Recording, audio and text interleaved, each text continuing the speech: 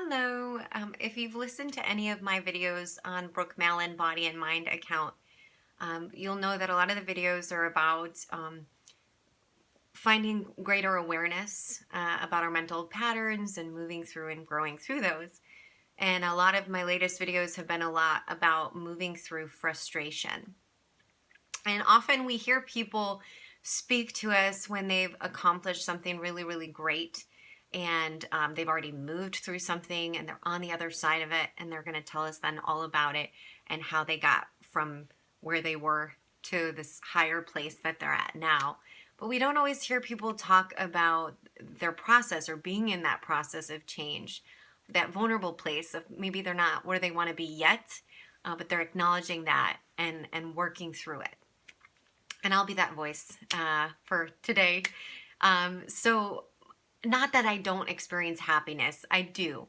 I've just noticed that my baseline of like where I wake up in the morning or where I kind of fall to is a more baseline of frustration. My daughter, she's very young, her baseline is much more joyful, just her natural state of being. And being a mom has helped clue me into my values a little bit more about when I know clearly what I want for her, well, then I must want that for myself too.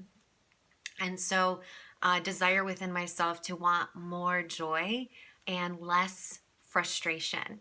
And so, some steps or some awareness that I've been having as to move through this process. And some has been noticing the language of people who I know or know of who don't seem to have ever struggled with this, who don't seem to have struggled with the voice of I can't, or stuffing or suffocating their desires.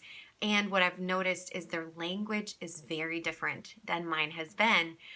This kind of dreamer language that's very much like, we could do it this way, or it'd be cool if, it'd be so great if, what I'd really like is, oh, I would love to.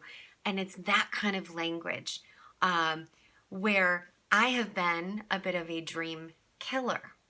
And I mean this in very simple things. Like I notice it with my partner when he says something as simple as wanting to fix the deck or rebuild the deck. And I immediately become overwhelmed and part of me starts to shut it down like, oh, I don't know. Is it really a good idea? Or maybe that's not such a great idea because blah, blah, blah, blah. I do this with lots of things.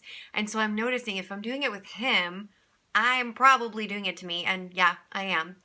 And, sometimes I'm doing it without even being conscious that I'm doing it. So one little thing I'm doing is simple things like if I, in my mind, I'm saying to myself, I should have a glass of water right now. I'm reframing to, I would really like a glass of water right now.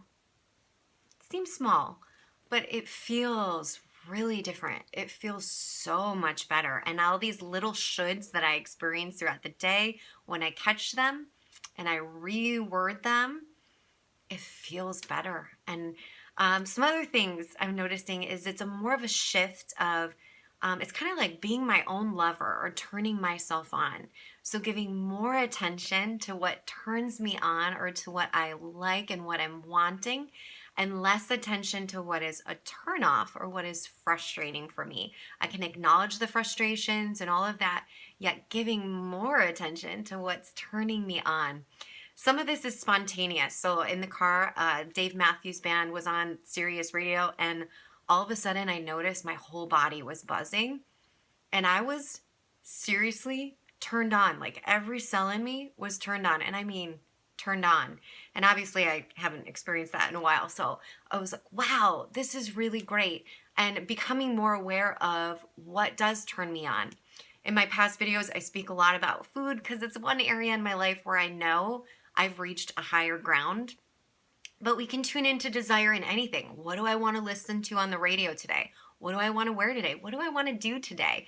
So we're not drowned out by the have-tos and the shoulds and the expectations, and have some fun, some wanting, some desire energy, some dreamer energy through our life. I've also been doing these kind of silly karaoke videos that you're like, what on earth is she doing? It's been helping me to feel my feelings, express myself, let go of any perfectionism where I would have criticized something about myself and just not put myself out there because it wasn't perfect. So this is really challenging that for me. And I'm feeling a lot of stuff and letting a lot of stuff go. And physically, it's actually helping me let stuff go. And I mean, really let stuff go. So these are a few things that I'm doing that really are helping me to feel better and find a more baseline of joy. Not that I don't get upset, I get upset. But a baseline that I just feel a buzz throughout my body. I'm feeling more alive. I'm feeling better. These are some things that I'm doing. Feel free to comment. Let me know what you're doing or any thoughts. May you find the joy that lives within you. Namaste.